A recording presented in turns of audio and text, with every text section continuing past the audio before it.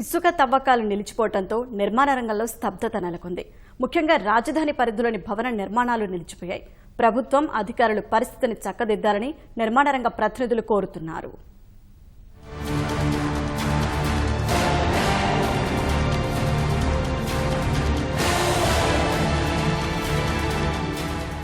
ఫిబ్రవరి నుంచి జూలై వరకు నిర్మాణ రంగానికి ఎంతో కీలకం. వర్షాకాలంలో పనులకు ఆటంకం కలుగుతుంది. అందుకే కొత్త ఇళ్లు, అంతస్తులు, ఇతరత్ర నిర్మాణాలకు ఎక్కువ మంది వేసవినే ఎంచుకుంటారు. ఇలాంటి సమయంలో ఇసుక కొరత నిర్మాణ రంగాన్ని ఆందోళనలో పడేసింది. కృష్ణా నదీ తీరం వెంట తవ్వకాలు పర్యావరణానికి హాని కలిగిస్తున్నాయంటూ జాతీయ హరిత ట్రిబ్యునల్ ప్రభుత్వానికి 100 కోట్ల రూపాయలు జరిమానా విధించింది. పర్యావరణ అనుమతులు తీసుకున్నాకే ఇసుక తవ్వకాలు చేపట్టాలని ఆదేశించింది.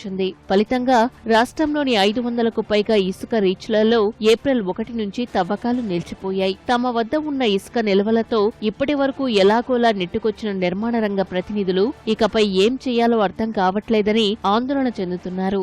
ప్రభుత్వం చెబుతున్నటువంటి కారణాలు ఏంటంటే, జాతీయ గ్రీన్ ట్రిబ్యునల్ ఏదైతే ఉందో దానికి సంబంధించిన నియమ నిబంధనల్లో క్లియరెన్స్ రాకపోవడం వలన ఇసుక రీచ్ల్లో ఎస్కవేషన్ చేయలేకపోతున్నాం అనేటువంటి విషయాన్ని చెప్తా ఉన్నారు.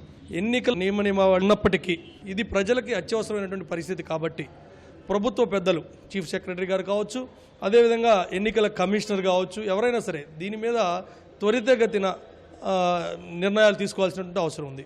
ఎందుకంటే పరోక్షంగా కానీ ప్రత్యక్షంగా కానీ కొన్ని లక్షల మంది రోజువారీ కూలీలు కావచ్చు, దానికి సంబంధించినటువంటి ఇతరత్ర ఎవరైతే ఉపాధి అవకాశాలు ఉన్నాయో వాళ్ళందరూ కూడా ఇంకొద్ది రోజుల్లో, ఇంకో వారం 10 రోజుల్లో ఉపాధి అవకాశాలు కోల్పోయే పరిస్థితి ఉంటుంది.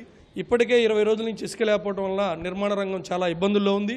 ప్రభుత్వం దీని మీద త్వరితగతిన చర్యలు తీసుకోవాలని మీ ద్వారా తెలియజేస్తున్నాను. గతంలో టన్ను లారీ ఇసుక 5,000 రూపాయలకు వచ్చేదని ఇప్పుడు లభ్యత లేకపోవడంతో ఒక్కో లోడుకు 15 నుంచి 20,000 చెల్లించాల్సి వస్తోందని నిర్మాణ రంగ ప్రతినిధులు వాపోతున్నారు. చాలా చోట్ల నిర్మాణాలు ఆగిపోయాయంటున్నారు.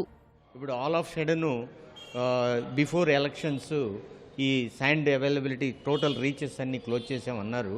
మైనింగ్ అఫీషియల్స్ ఇది సమ్ ట్రిబ్యునల్స్లో ఉంది, గ్రీన్ ట్రిబ్యునల్స్లో ఉంది, there is some legal problem, ఇది తొందరలో క్లోజ్ అయ్యిద్దండి, వస్తుందండి అనే అవైలబిలిటీ అని చెప్తున్నారు. There is no official information regarding this problem. As early as possible కనుక క్లోజ్ కాకపోతే టోటల్ అభివృద్ధి అనేది ఆగిపోవడానికి అవకాశం ఉంది. 2 కాస్ట్ ఆఫ్ కన్స్ట్రక్షన్ పెరుగుతుంది. సో ఇదంతా కూడా ఆటోమేటిక్గా కన్జ్యూమర్ పైనకి ట్రాన్స్ఫర్ అయ్యింది ఖర్చు.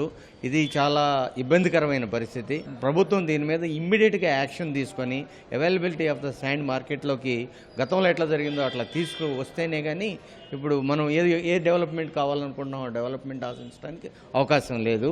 ప్రస్తుతం ఎన్నికల కోడ్ అమల్లో ఉన్నందున సమస్య ఎవరికి చెప్పుకోవాలో అర్థం కాని పరిస్థితి నెలకొంది. అధికారులు తమ సమస్య పరిష్కరించాలంటున్నారు నిర్మాణ రంగ ప్రతినిధులు.